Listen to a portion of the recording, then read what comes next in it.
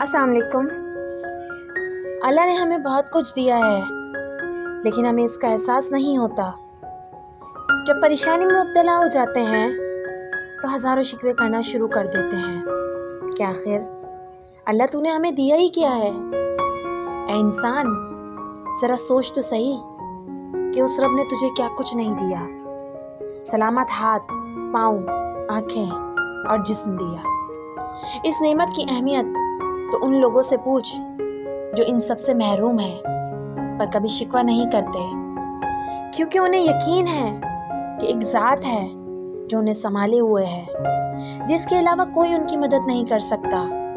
تو پھر کیسا شکوہ اور کیسی شکایت؟ اللہ اتنا کریم ہے کہ اگر وہ ناراض بھی ہو جائے تو ہمیں بھوکا نہیں رہنے دیتا، تو پھر وہ ہمیں کیسے اکیلا چھوڑ سکتا ہے؟